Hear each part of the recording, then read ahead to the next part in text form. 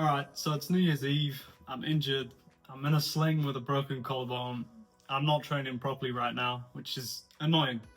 But instead of just being grumpy about it, I figured I'm going to actually do something useful.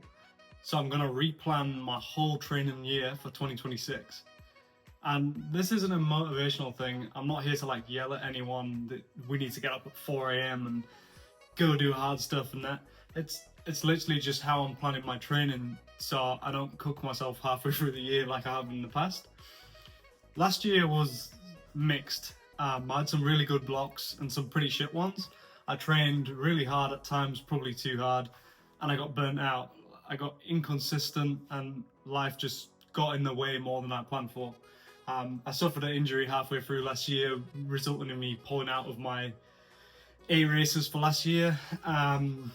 Torn meniscus, and that was through inconsistent training and burning out. This year's plan is not just to go harder, it's just be smarter and actually stick to the plan and create a plan in the first place. So I'm going to walk you through the rules that I use when I plan my year, how I scale the volume up and how I just stop myself from doing anything too stupid. Also going how this injury in particular has changed the timing but not the goal. This is basically just how my brain works when I sit down with a pen and paper. So the first thing I always do is look backwards. Before goals, before races, before any of that, I pull up Strava and I look at what I actually did last year. Not my best week or my biggest flex, or like the week when I told everybody I was unstoppable. You know, I'm looking at my average week to week, because your biggest week is usually when you're fired up and everything's going right and you've got your time, but your average week is who you really are, basically. So last week, my average week was around 12 kilometers a week ran, 79 kilometers cycled, and 3 kilometers swam per week. And my total volume was running around 834 kilometers with 7,000 meters of elevation. Cycling was 835 kilometers with about 11,000 meters of elevation, and swimming, which was 22 kilometers. So I started off the year inconsistently training running, and I got injured around mid-year when I was deep in marathon prep. That caused me to introduce cross-training, which then led to triathlon, which seems to be the same for everybody. So that led to training all three disciplines. So basically, my year last year was split. But when I look at my stats, it's pretty obvious where things fell apart. And a couple of solid blocks, big drop-offs where like stress picked up or I tried to push too hard for too long and ended up injured. And that's important, because if you ignore that and just plan from your best weeks, you're basically just lying to yourself. And I've done that, and it looks unreal on paper, but it lasts about 6 weeks in real life. So rule number one for me is scale from reality. So whatever my average week was last year is my starting point for this year. So for example, if my training year realistically starts in February, like mine is next year, 6 hours cardio per week. This is cardio, so you're running, swimming, cycling, hiking, rock climbing, whatever. My first few weeks in February will be built around the average from last year. Maybe I'll clean it up a little bit and I'll have fewer missed sessions and a better structure, but the volume itself will stay very familiar. I don't suddenly go, new year, new me, I'm going to double my load, because that's how you blow up at the start of the year. And I mean, every time I've planned with my ego instead of the reality, the plan looks insane at the start, but falls apart pretty quickly. Rule number two would be progression and the 10% rule. Everyone talks about the 10% rule, but people take it way too literally. I'm not increasing volume by 10% every single week, because that's just how you end up over it. You're too regimented and you'll just fall out with it. I was thinking blocks. I think in 2 or 3 weeks where the volume creeps up a little bit, sometimes 5%, sometimes 10%, and then I hold it steady, or I'll pull it back. Progression isn't a straight line upwards, it's more like steps. You want to go up, hold it, up, hold it. So let's say February looks like 6 hours a week. I might run that for 2 weeks and then bump it a little bit. Not hugely, but just enough so it feels noticeable but still manageable. And then I'll hold that level for another couple of weeks. I'm not chasing like a week-to-week growth, I'm chasing month-to-month stability. If March ends up higher than February, then that's a win. The goal is to slowly make a normal week bigger over time. without your body getting wrecked and freaking out. If you're pushing every single week, something eventually breaks, and usually when work's busy and you're already tired. And again, I learned that the hard way. So rule 3 for me is deloading. Every 4th week for me is a deload. This is non-negotiable. So volume comes down, intensity comes down. I still train, consistently hit my training sessions. Your consistency is always key. However, consistency doesn't equal consistently hard.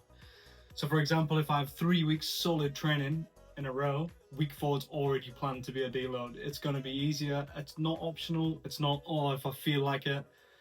I'm not lying on the couch for a week. I'm just not trying to prove anything. I ignored deloads for like the first few years of my training because I thought it was soft and not needed. But turns out what's actually soft is burning out early and just falling off for months. So now I always plan my deloads first before anything else, so they don't magically vanish when things get busy and life starts to get in the way. So now I'm going to talk about zone 2. I know everybody hears a lot of zone 2, zone 2's the best and stuff, but it's true. Most of my training lives in zone 2. It's boring, it's not impressive, and it works. If I want to train more, I need to train easier, not harder. Zone 2 lets me stack weeks without constantly feeling cooked and makes bringing my baseline up less of a chore. So now when I plan the week, my default for the week is always easy.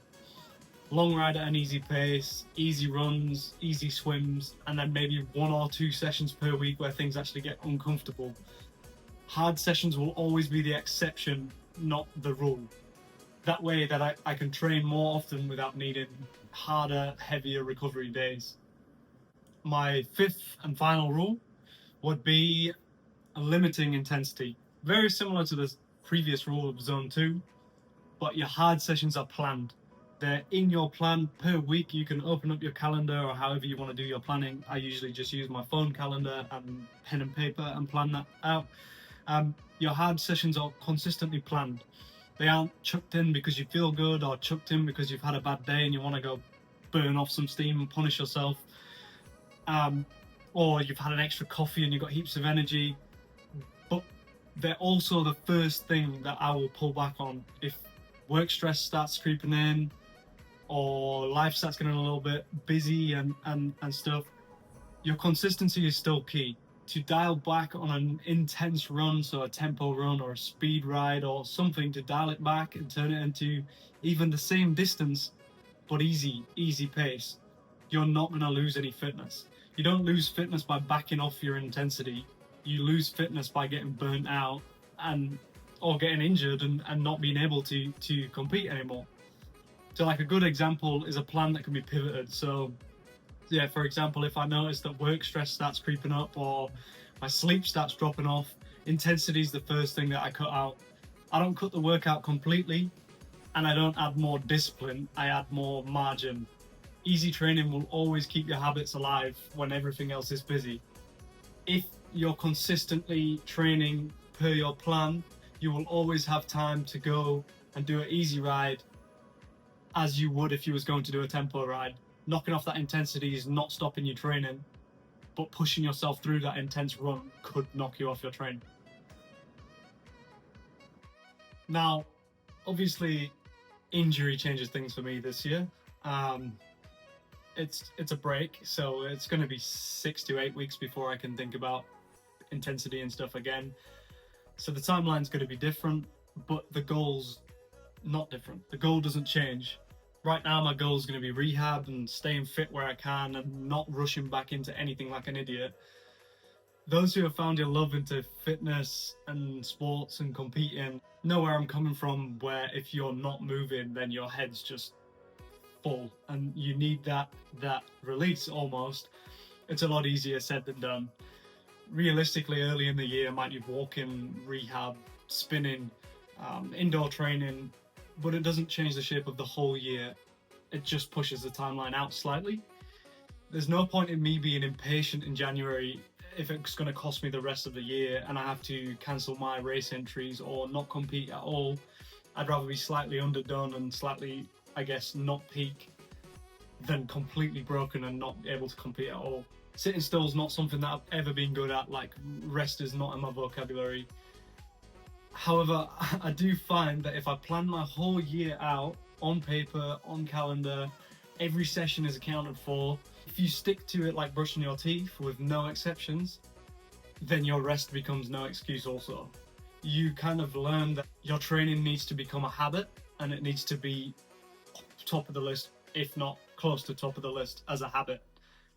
And to consistently hit your training sessions and goals, you need that recovery. It's a really easy way to rewire your brain into thinking, oh, I'm being lazy, or I've had a stressful day, I need to go for a run, but I haven't got a run plan today. Like, what do I do? Think about your run tomorrow. Sit down. Forget about it.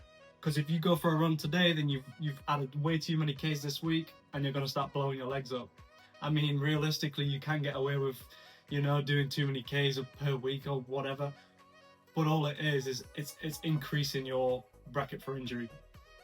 So for me, success this year isn't just races or times or kudos on Strava, which we all know that's the most important thing. Well, why does anybody exercise? It's for kudos on Strava. It's consistency. I'm still enjoying training. To me, success is finishing the year healthy and not completely sick of working out and wanting a break. If I can do that, then everything else seems to just sort itself out on the way. When I see my whole year on the calendar, I'm not seeing one massive push to an end goal. I'm seeing lots of boring, repeatable weeks. And I mean, I haven't gone into actually how I plan my weeks out. I mean, I kind of wanted to keep this video quite broad because everybody's got their own ways. Like, you use apps, you use Runner, you use Heavy, you use Triathlon. I just use a pen and paper and a calendar because it helps me see my whole weeks, like I say, in boring, repeatable weeks with distances improving over the week. And I get satisfaction in looking in December next year and looking at my total weekly distances. Obviously, my plan changes due to what race I want to do. Eventually, if I'm wanting to do a marathon, then I'll have a peak marathon week where my cycling and swimming drops off a little bit and my running takes forward, but I'm never still pushing everything forwards. Everything's got a plan.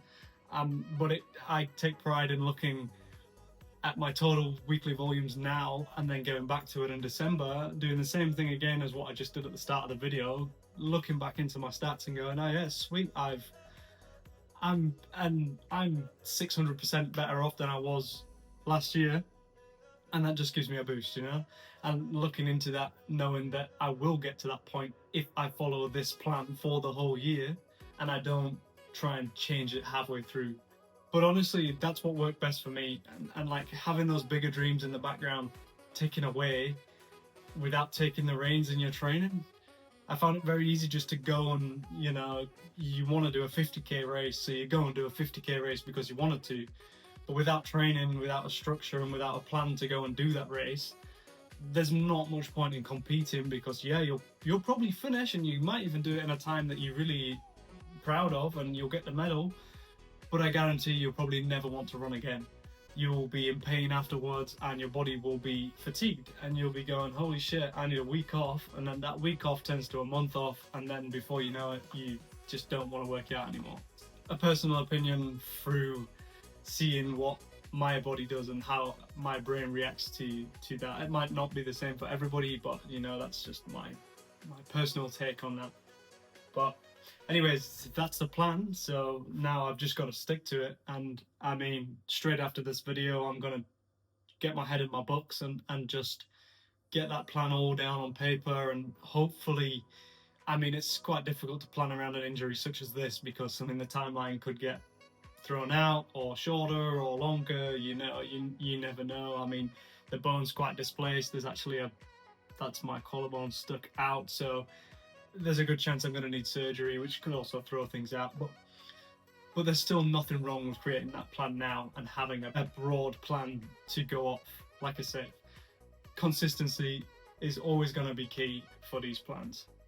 But anyway, I hope you all enjoyed this video, and this is my first video on this channel.